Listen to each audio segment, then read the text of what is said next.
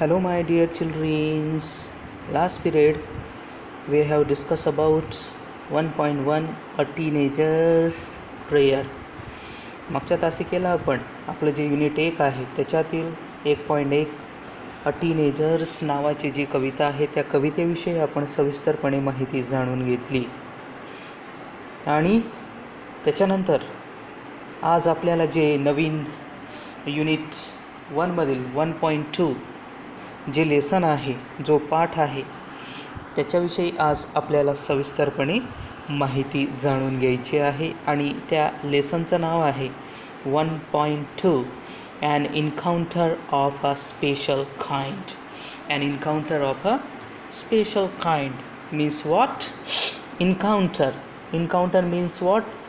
काय सांगता येईल तुम्हाला एन्काउंटर म्हणजे काय? एन्काउंटर जसं आपण मूवीज, चित्रपट आहेत, फिल्म आहेत, त्याच्यात आपण बघतो की जो हिरो असतो, नायक असतो किंवा पोलीस असतात, ते की जो विलन असतात त्यांचा प्रत्यक्ष काय करीत असतात, जे गुंड असतात, जो खलनायक असतात त्यांचा काय करीत असतात, एन्काउंटर करीत असतात. हे आपण ऐकतो. एन्काउंटर करतात म्हणजे प्रत्यक्ष घोड्या झाडून त्याला ठार मारतात. हा एक एन्काउंटर विषयीचा आपला एक ॲटिट्यूड, एक दृष्टिकोन, एक विचार, साधा विचार आपला. त्याच्यानंतर एन्काउंटर म्हणजे काय, खरं अर्थ काय आहे ते आपण या लेसनच्या माध्यमातून जाणून घेऊ. एन्काउंटर म्हणजे समोरासमोर गाठणे.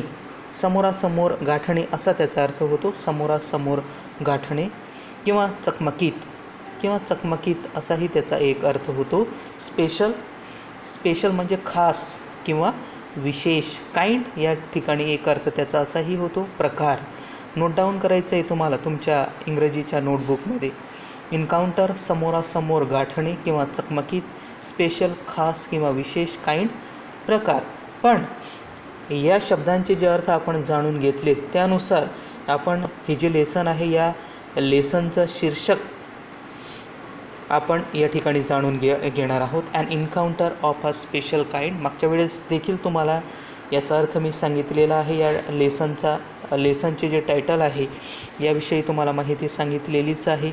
And encounter of a special kind म्हणजे काय, एक अविस्मरणीय किंवा अनोखी चकमक असा त्याचा अर्थ होतो. मग कळाला का या लेसनचं टायटल तुम्हाला इन मराठीत कळालं का तुम्हाला? An encounter of a special kind, एक अविस्मरणीय किंवा अनोखी चकमक, एक अविस्मरणीय प्रसंग, एक अविस्मरणीय घटना ही ज्या लेखिका आहेत तपन मुखर्जी यांच्या आयुष्यामध्ये घडून गेली. आणि तो अविस्मरणीय प्रसंग, घटना कोणती आहे ते आपण या लेसनच्या माध्यमातून आज प्रत्यक्ष जाणून घेणार आहोत. बघा या ठिकाणी an encounter of a special kind. This is a story by Tapan Mukherjee about a young boy who rescued, nurse and save a baby langur attacked by a dominant male langur with intent to kill it. The story depicts a bond of trust, compassion and mutual understanding between man and animal.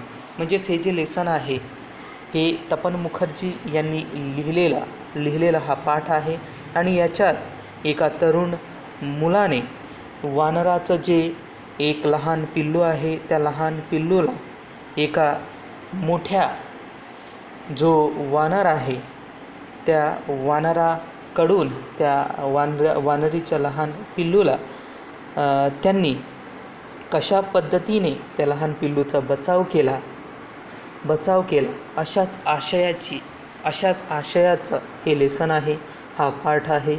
आणि हा पाठ जेव्हा आपण प्रत्यक्ष अभ्यासू तेव्हा आपल्याला याविषयी सविस्तरपणे आपण माहिती जाणून घेणारच आहोत. त्याच्या आधी या ठिकाणी वॉर्मिंग अप चिटच्या क्वेश्चन्स दिलेले आहेत आणि त्याविषयी आपल्याला या ठिकाणी चर्चा करायची आहे. सर्वात आधी एक अविस्मरणीय किंवा अनोखी चकमक. बघा या ठिकाणी तुमचं जे टेक्स्ट बुक आहे त्याच्या पेज नंबर 7वर या ठिकाणी वॉर्मिंग अप चिटचॅट क्वेश्चन्स दिलेले आहेत. बघा त्या ठिकाणी एक चित्र दिलेलं आहे आणि त्या चित्राचं तुम्हाला निरीक्षण करायचं आहे आणि निरीक्षण केल्यानंतर त्याच्यावर आधारित जे प्रश्न आहेत त्या प्रश्नांची उत्तरं लिहून तुम्हाला या ठिकाणी ग्रुपवर टाकायची आहेत. कळालं का? बघा, याविषयी मी तुम्हाला सविस्तरपणे माहिती सांगून देईन, परंतु या वॉर्मिंग अप चिटचॅटमधील जे क्वेश्चन्स आहेत, जे प्रश्न आहेत, त्या प्रश्नांची उत्तरं मात्र तुम्हालाच या ठिकाणी द्यावी लागतील.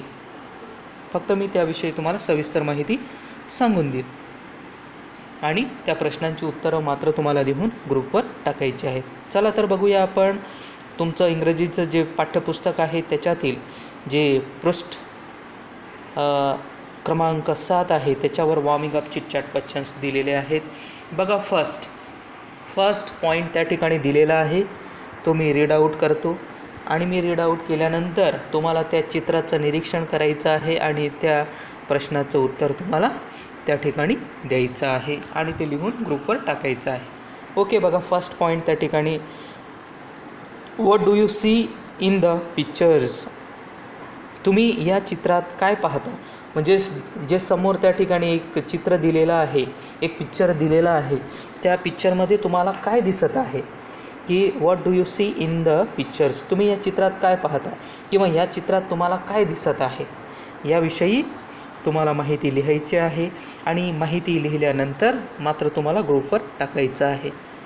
सेल्फ स्टडीचा भाग आहे तो तुमच्यासाठीच आहे. त्या ठिकाणी वॉर्मिंग अप चिटचॅट क्वेश्चन्स. आता प्रत्यक्ष आपण वर्गात राहिलो असतो तर त्याविषयी आपण सविस्तरपणे त्याविषयी आपण चर्चा केली असती, अध्ययन केलं असतं, परंतु आता तुम्हाला त्याचा होमवर्क करावा लागेल की what do you see in the pictures, की तुम्हाला समोरचं दिलेले जे चित्र आहे त्या चित्रामध्ये तुम्हाला काय दिसत आहे किंवा तुम्ही या चित्रात काय पाहता, काय दिसत आहे तुम्हाला या चित्रामध्ये, त्याविषयी तुम्हाला माहिती लिहायची आहे आणि माहिती लिहिल्यानंतर ते तुम्हाला ग्रुपवर टाकायचं आहे. त्याच्यानंतर सेकंड पॉईंट बघा, सेकंड पॉईंट दुसरा प्रश्न बघा की what do you think the girl is trying to do and why? की ती मुलगी काय करण्याचा प्रयत्न करीत आहे आणि का?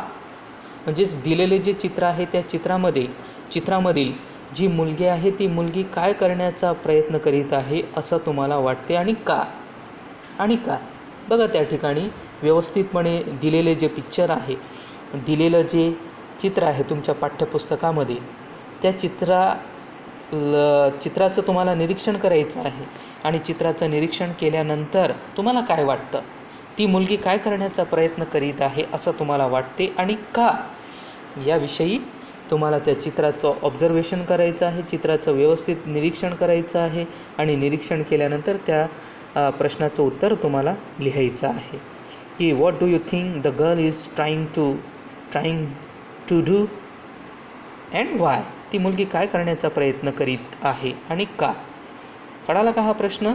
त्याच्यानंतर तिसरा पॉईंट या ठिकाणी, तिसरा प्रश्न बघा, if you were in the place of that girl what would you do?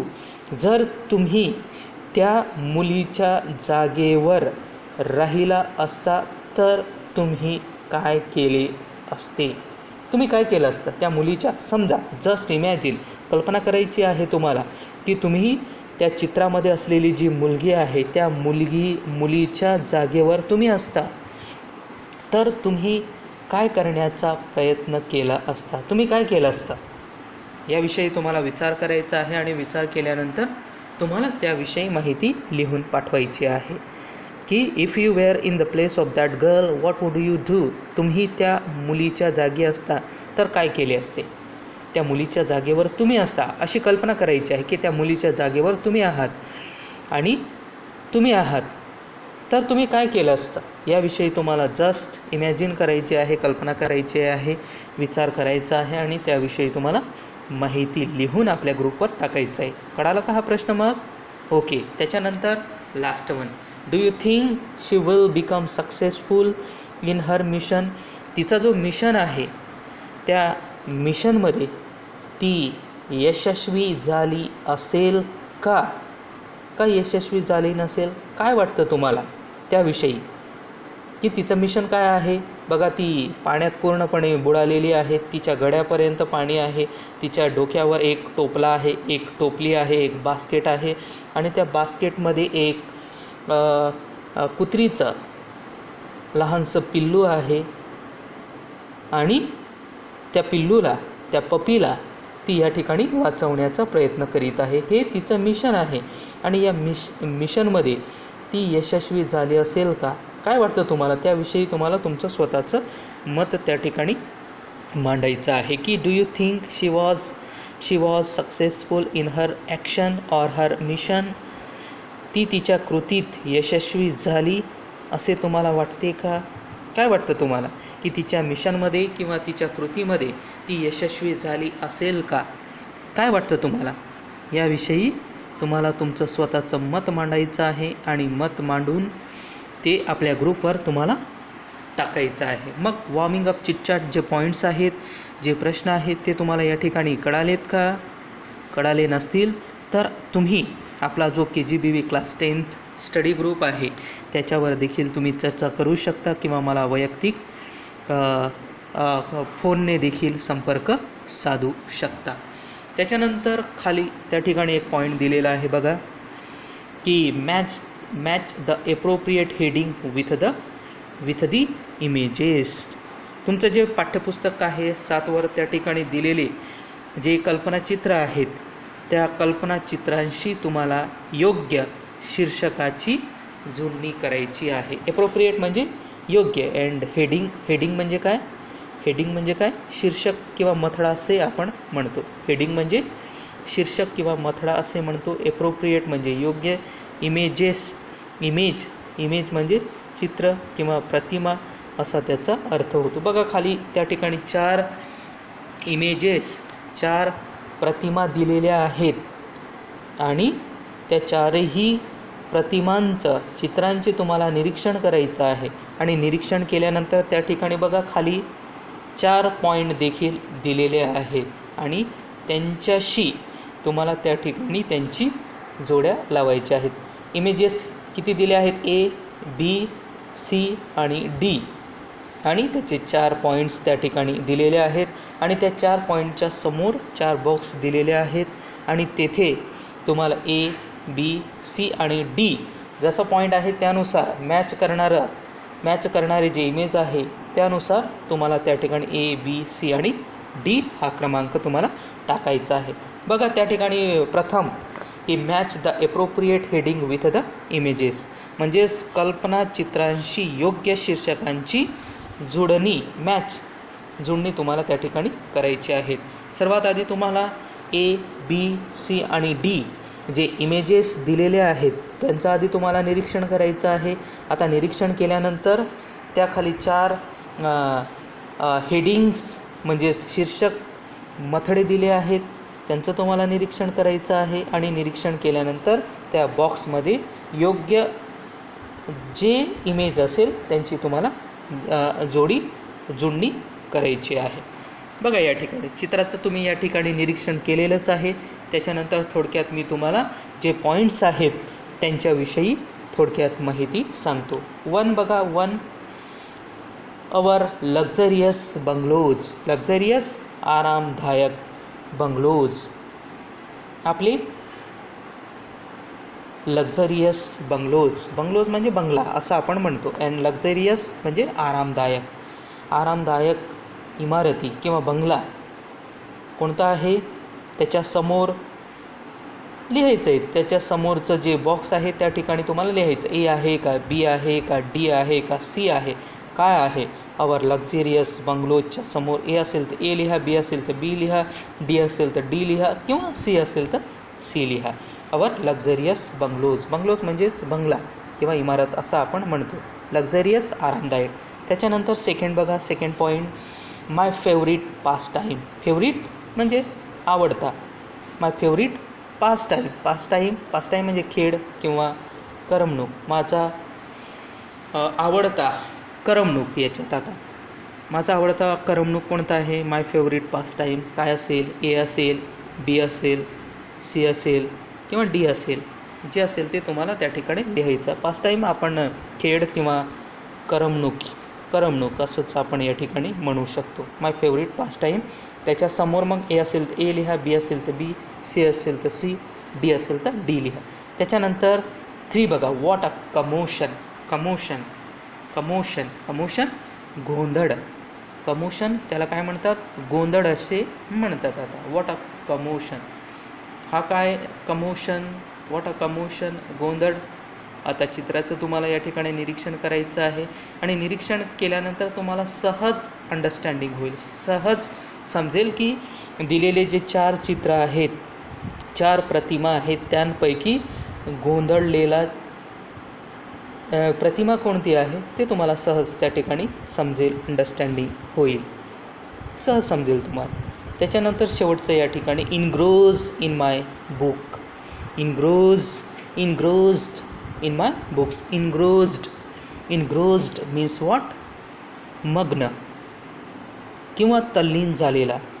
माझ्या पुस्तकात तल्लीन झालेला. माझ्या पुस्तकात तल्लीन झालेला कोण आहे या ठिकाणी? तल्लीन झालेला कोण दिसतो आहे तुम्हाला? ए असेल, बी असेल, सी असेल किंवा डी असेल.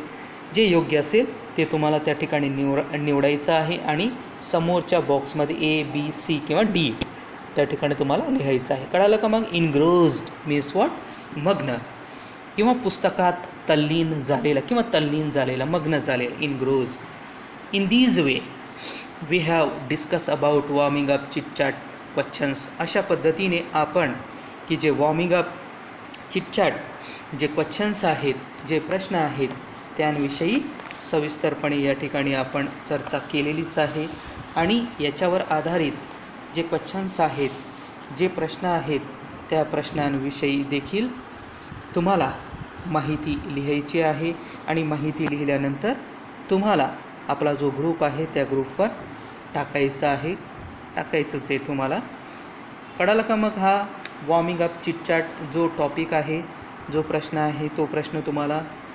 त्याच्यानंतर आत्ता आपण प्रत्यक्ष an encounter of a special kind नावाचं जे लेसन आहे त्या लेसनला आपण सुरुवात करणार आहोतच. परंतु त्याच्या आधी या ठिकाणी वॉर्मिंग अप चिटचॅट जे क्वेश्चन्स आहेत, जे प्रश्न आहेत, ते प्रश्न या ठिकाणी संपलेले आहेत आणि याच्यावर आधारित जे प्रश्न आहेत ते प्रश्न तुम्हाला लिहून टाकायचं आहे आणि बाकीचं जे लेसन आहे त्या लेसनविषयी आपण पुढच्या तासाला सविस्तरपणे चर्चा करणार आहोत. An encounter of a special kind हे जे लेसन आहे, एक अनोखी किंवा एक अविस्मरणीय चकमक याविषयी आपण पुढच्या पिरियडला, पुढच्या तासिकेला सविस्तरपणे माहिती जाणून घेणार आहोत. धन्यवाद.